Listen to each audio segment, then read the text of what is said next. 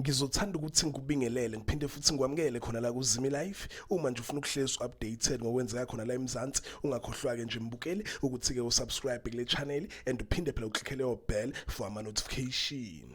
So kule video yethu namhlanje ngizokhuluma ngama-teaser omkhokha, izinto kumele uyilindele lapha kumkhokha kuloke leli week esikulona. So soqala ke sikhulume ngendaba ethinta uNobuntu okuyindaba ke sematheni kulezi insuku. Lapha kuma-teaser baveza ukuthi umngani kaNdoda uMenga uzovakashela uNobuntu. Uzobe engalindele uNobuntu and futhi uzobe sekhaya kubo kwaGumede. Baphinde baveza ukuthi umngani kaNdoda uMenga uzokhombisa ukuthi usamthanda uNobuntu naye ke futhi uNobuntu kanjalo uzokhombisa ukuthi ke usamthanda uMenga. Baphinde baveza ukuthi ke uMaMzobe uzotshela uMenga ukuthi akashiye uNobuntu phansi ngoba ke uNobuntu usewumuntu othathiwe. Ngidlule ngekwindaba ke thinta uKhulekani, baveza ukuthi ke ivideo yakhe uKhulekani benaye ukhombisile izobafaka ke enkingeni. Baphinde baveza ukuthi ukhombisile uzobe nenkinga emshadweni wakhe engapha ke sayidini uNomkhosi uzobeke ebulawa isikhwele. Kodwa ke uKhulekani